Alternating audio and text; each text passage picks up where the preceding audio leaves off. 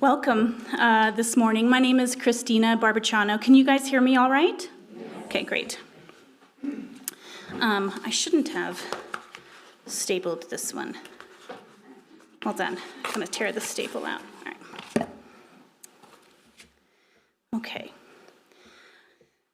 My name is Christina, and I am an artist, an educator, sometimes an activist, but always a passionate advocate for the transformative power of the arts. I'm also the executive director at the Holter Museum of Art, something that I've done since June of 2023. I love my job. And if you are coming next week to Helena, please come and take some time, if you can, to come down to the museum. We'll be open, and we actually have a special exhibition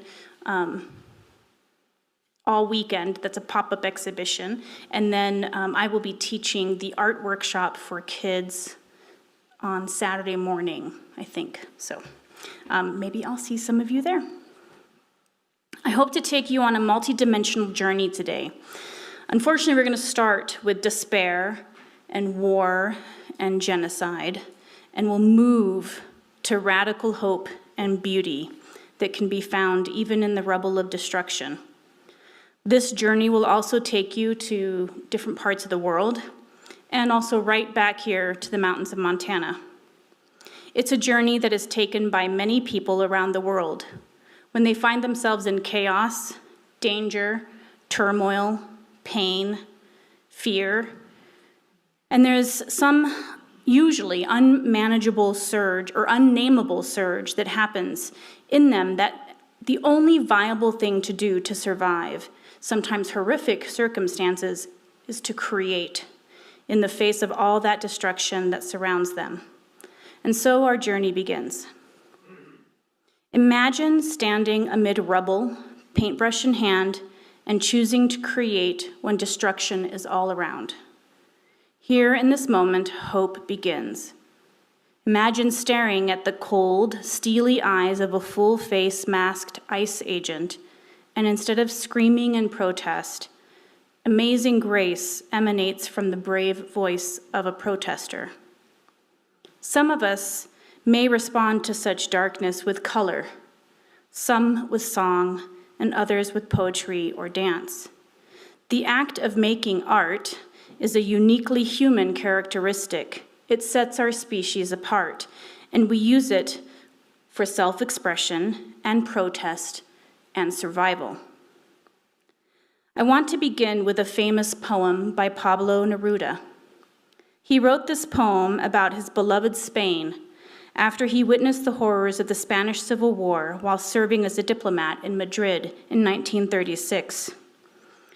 The execution of his very close friend, the Spanish poet Federico Garcia Lorca, by nationalist forces was a major catalyst for Neruda's political awakening. He believed art must take a stand against such injustice. I connect with this poem because I feel like he could have just been writing about Washington, D.C., or Los Angeles, or a concentration camp in the Everglades. I explain a few things by Pablo Neruda. You're going to ask, and where are the lilacs, and the poppy-petaled metaphysics, and the rain repeatedly spattering its words and drilling them full of apertures and birds? I'll tell you all the news. I lived in a suburb of Madrid with bells and clocks and beautiful trees, and from there you could look out over Castile's dry face and see a leather ocean. My house was called the House of Flowers, because in every cranny geraniums burst. It was a good-looking house with its dogs and children.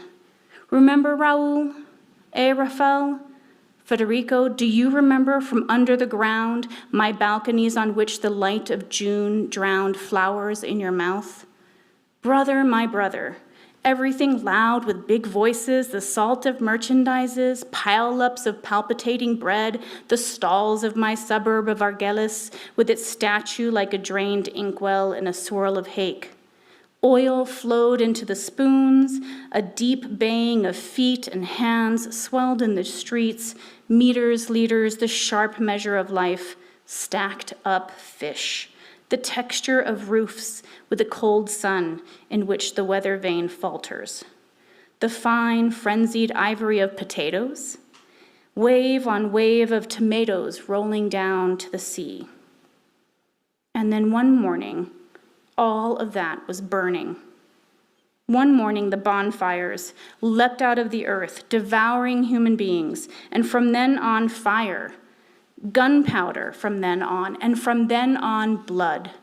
Bandits with planes and moors, bandits with finger rings and duchesses, bandits with black friars spattering blessings came through the sky to murder children, and the blood of children ran through the streets without fuss, like children's blood. Jackals that the jackals would despise, stones that the dry thistle would bite on and spit out, vipers that the vipers would abominate. Face to face with you, I have seen the blood of Spain tower like a tide to drown you in one wave of pride and knives. Treacherous generals, see my dead house, look at broken Spain. From every house burning metal flows instead of flowers. From every socket of Spain, Spain emerges, and from every dead child a rifle with eyes. And from every crime, bullets are born, which will one day find the bullseye of your hearts. And you'll ask, why doesn't his poetry speak of dreams and leaves and the great volcanoes of his native land?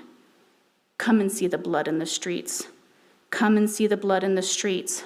Come and see the blood in the streets.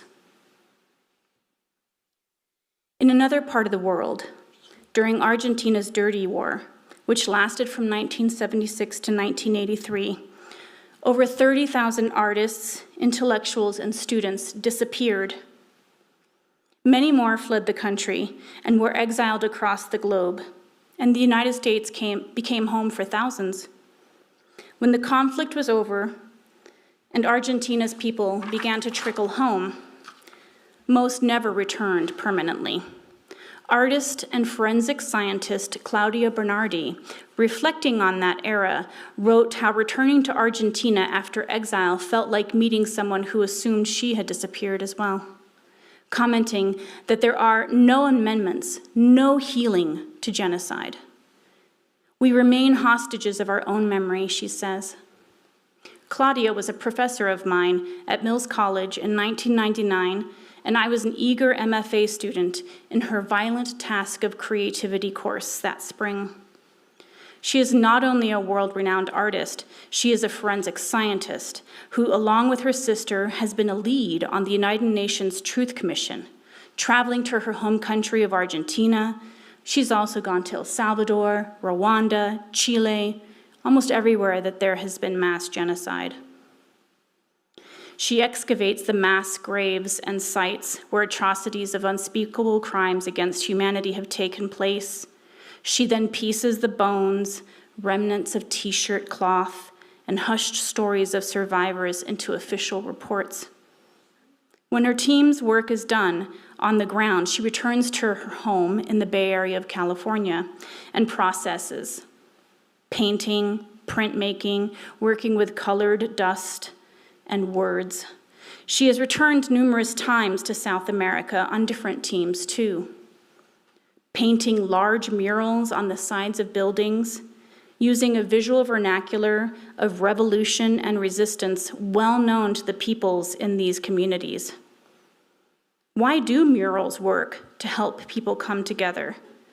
How have painting these murals and artworks helped Claudia process not only her own grief, but helped the whole country process their pain and grief as well?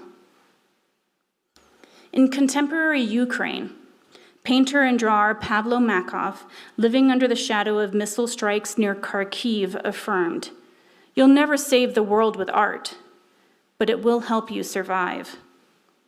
His work expresses the intensity of his life through somewhat manic mark-making and repetitive patterns. Born in Russia, educated in Crimea, he identifies himself as a Ukrainian comrade. Makov's work speaks for the many displaced, distressed, and broken-hearted Ukrainian people. And as Ukrainian photographer Daoud Sarhandi Williams put it after documenting Kiev's street art amidst war, art helps us imagine a future we wish to remember. Art lets us look at today's pain from the viewpoint of the future so that there can be another future. And that belief is literal and powerful. In the chambers of the Council of Europe, there is a monumental mural titled Optimism by Roman Menin. This work bears the artist's own conviction. I am confident, he says, that at least one of my hundreds of paintings will remain optimistic until the time when there are no more wars or such severe problems on our planet.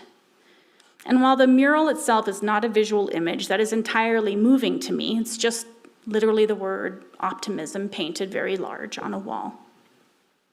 The power behind the work is its acronym.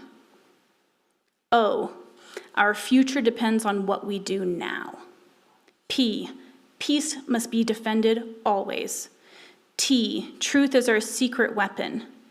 I, innocence must never be surrendered. M, memory demands justice. I, identity is a gift. S, solidarity makes us one. And M, momentum is on the side of freedom. Makoff, Menin, and Sarhandi Williams remind us that even under siege, creation can reroute our spirits and help us see potential for a peaceful future. In another difficult place, Syria, artist Aziz Asmar painted a mural of George Floyd on a bombed-out kitchen wall in Idlib, writing Floyd's last words, "I can't breathe," as a gesture of global empathy. Asmar said, "We're trying to show that despite being bombed and losing so many of our people, we still feel empathy too. We still feel for people like George Floyd who are being oppressed in other parts of the world." And another Syrian artist, Issam Korbaj, who now lives in Cambridge, England, creates moving installations using calligraphy, wheat, and matchsticks to honor the thousands of Syrian women who have been killed or disappeared. His art, he says through his methods, preserves memory against a backdrop of ongoing conflict and loss. In so many of these artworks, and for so many of us, whether we're creators or not, creating is remembering. Art becomes a refuge for dignity when all else is lost, when words are not enough or unable to escape our throats. Art can transform our grief into something meaningful and beautiful. And here at home, even within our own boundaries, artists are responding to current crises and what feels like the destruction of so much I hold dear in our democracy. Artist Shepard Fairey, a renowned American artist, graphic designer, and activist, is widely recognized for his powerful street and protest art, addressing a range of current issues. He's best known for his hope portrait of President Obama and his subversive propaganda-style graphic artwork. Fairey has had his own brushes with police brutality. In another subversive gesture that smashes the commodity-driven commercial art world, he makes his artwork free for all. Fairey's activism, entrepreneurship, and artistry have combined to make him an influential figure in the contemporary art world, whose work continues to challenge the status quo and inspire hope for a better future. There are so many artists I could talk about. I mean, there's just thousands of artists doing work. I just chose a few. Resistance comes from many directions. It is alive and well right here in Montana. There are artists and activists responding and creating to local and global issues.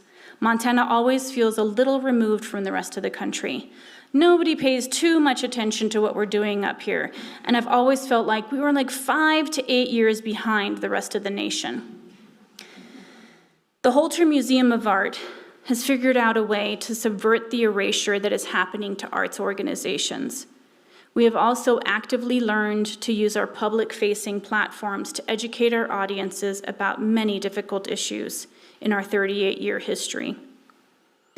Our next focus is the impact of climate change on our landscape and fellow Montanans. The theme for the next 2 years is titled Challenging Stasis. About half of our upcoming exhibits for the next few years will connect with this theme, and we are inviting guest curators, speakers, and activists to bring their perspective on climate change. Don't worry, the visual images and messages that our artists are bringing are powerful and we hope transformative for a sometimes reluctant audience. Climate change and the destruction it can and is already bringing to our state is an issue that no longer can be ignored. It may not bring bombs to our cities, but it has brought destruction, harm, and pain to many through wildfire, flooding, extreme heat, and drought.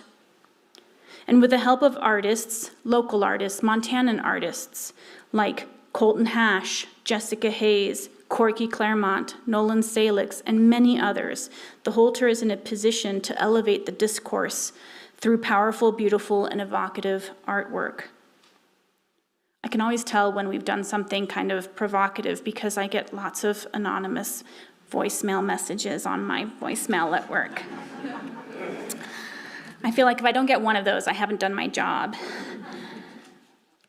When facing destruction, creation becomes subversive.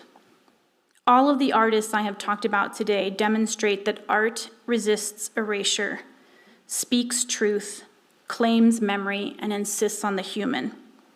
These artists teach us that to create in such times is to insist that history is remembered and that the future still calls us. In every community, everywhere humans have touched, there is a tortured stain. But for every remnant of a bloody rag found in shallow graves around the world, there is also an equally powerful counterforce of beauty and focused human expression on painted walls and in the stitched fabric of quilts and in the haunting melodies of protest songs as mothers march in circles in silence in the public square. When we support such creators, not just as distant patrons, but as allies, we join in that resistance. We choose storytelling over suppression, beauty over brutality, community over isolation. Our UU faith honors the continuing revelation that we are still creating the story of humanity. In the beginning, the impulse to create stars, earth, beauty was a sacred act. Today, each mark painted over rubble, each face remembered in a painting is an act of sacred and radical hope. To support artists now is to share in the divine impulse that shapes our world, to prop open the door where light still pierces darkness. We may not be in a war zone right here, but our community faces threats too. The erosion of public funding and trust, the disappearance of cultural spaces, the silencing of artists and activists, the deportation of peoples and creative brilliance, the dangerous undermining of empathy, and the ubiquity of whitewashing over the colors and depictions of kindness and compassion. Supporting the arts is not a luxury, it's a moral necessity. Let us stand with artists painting Ukrainian murals, Argentinian survivors calling out memory, Syrian creators holding solidarity, and American artists grappling with unraveling of our environments, both political and prairie. Let's fund art programs, visit museums, commission public works, uplift artists' voices in social spaces, and plant gardens for beauty. Last week, at the corner of Idaho and Billings Avenues in Helena, where my little brown house sits, I found a single sunflower standing over 2 feet tall, pushing through the cracked pavement, right there in the middle of the sidewalk. Fragile, yet persistent and boldly following the sun from east to west. In that flower, in that act of creation, lies the power of hope. Art is that flower, and we are the revolutionary gardeners. May we nurture, nourish, and protect creative expression. May we affirm that even in the darkest hours, to create is to hope, and to hope is to resist. Before I leave the podium, I want to invite my daughter, Nadia Belatsky, to perform a song that she wrote called Butterflies. And while the song is more about mental health, there is a connection with the despair and uncertainty that many young folk are feeling right now about their future. She, too, is learning to create as a way to bring hope to our lives.